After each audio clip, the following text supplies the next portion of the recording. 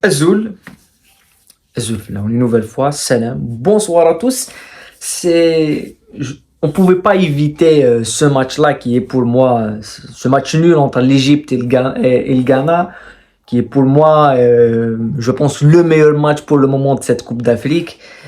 Et ça va nous pousser à parler un petit peu de ce qu'on a vu un petit peu cette journée avec la défaite, bien sûr, aussi de la Côte d'Ivoire, mais ce match nul qui, autant le premier match était quand même vu comme une déception côté égyptien, autant que ce match nul, les rebondissements qu'on a vu dans ce match, et on a parlé du Ghana juste avant, où je disais que je voyais bien le Ghana faire quelque chose sur ce match, mais au final ne pas l'emporter face à une équipe égyptienne qui a fait son match. Voilà, l'Égypte reste l'Égypte et c'est ça qu'il faut souligner. Donc avant de commencer, n'oubliez pas de liker le débrief. On va commencer par parler d'une chose que je veux bien qu'on mette en avant, c'est la qualité des matchs de 21h. On l'a vu depuis le début de cette Coupe d'Afrique, il y avait quand même un match entre l'Afrique du Sud et le Mali, qui était un très bon match, beaucoup de rythme, et on l'a vu ce soir, entre le Ghana et l'Égypte, ça aurait pu se terminer 3-2, ça aurait pu se terminer 3-3, il y avait beaucoup de rythme, surtout en deuxième mi-temps. Donc ça prouve que ce que disait Aliou Cissé il y a quelques jours quand il a parlé en conférence de presse de jouer un match, il a joué un match à 15 heures pour des équipes qui sont dans cette zone-là de l'Afrique subsaharienne. Pour eux, et on l'a vu ses déclarations, il a dit c'est difficile de jouer à 15 heures, c'est presque impossible de jouer à 15 heures. Donc quand tu es une équipe qui n'est pas adaptée à ce niveau d'humidité, à ce niveau de chaleur, comme nous, comme les équipes nord-africaines, et même des équipes d'Afrique du Sud, c'est difficile. Donc, le fait de jouer à 21h, pour le métabolisme, pour le physique, c'est autre chose. Ça te permet justement d'avoir du rythme, mais il faut avoir la condition physique. Et on a vu, on a joué à 21h face à l'Angola, on n'a pas mis ce rythme, on n'a pas mis cette intensité. Peut-être que c'est le premier match, c'est pour ça que je dis que cette deuxième journée, la Coupe d'Afrique commence réellement aujourd'hui. Dans cette deuxième journée, c'est là que commence la Coupe d'Afrique parce que c'est là où tu n'as plus droit à l'échec. Et on l'a vu avec l'Égypte qui s'en sort un peu bien. En tous les cas, on va parler maintenant du match en lui-même. En analyse globale, on a vu le premier temps où il y avait presque rien du tout. Première mi-temps, un match mort, un match terne, les deux équipes qui se regardent et qui s'observent. Et puis paf, les 5 dernières minutes, Mohamed Salah qui se blesse. C'est assez surprenant, Mohamed Salah qui se blesse, qui sort. Et Kudus qui marque, qui a déjà mis...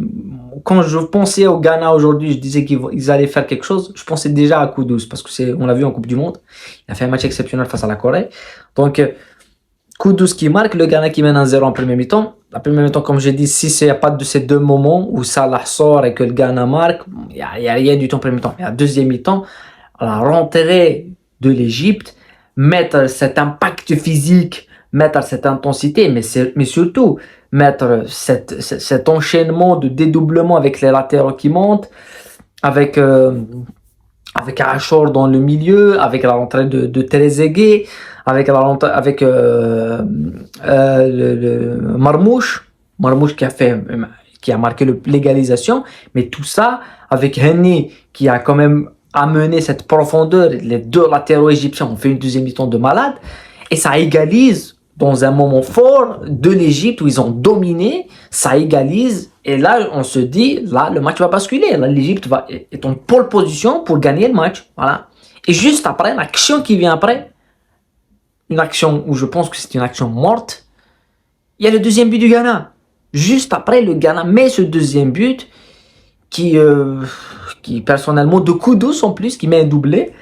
Et là, tu te dis, l'Égypte, ils ont tout fait mentalement pour revenir et ils ont utilisé aussi leur capacité à exister dans ce genre de match difficile où quand ça subit, on parlait des équipes qui peuvent subir et qui peuvent résister, on se dit là, ils ont encore pris un coup sur la tête, mais on se dit qu'ils vont revenir. Et il revient avec Mostafa Mohamed qui marque l'égalisation et derrière. Je pense que la deuxième mi-temps tout entière a été dominée du début jusqu'à la fin par l'Égypte.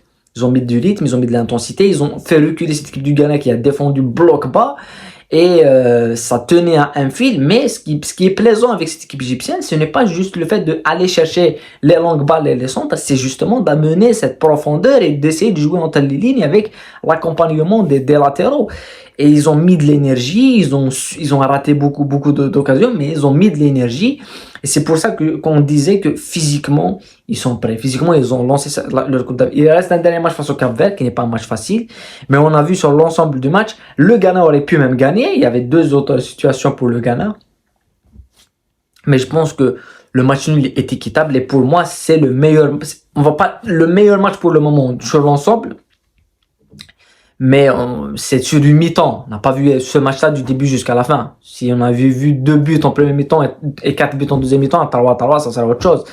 Mais pour moi, c'est le meilleur match en termes techniques et d'intensité. L'Égypte reste l'Égypte, c'est ce que je disais. Et le Ghana n'est pas mort.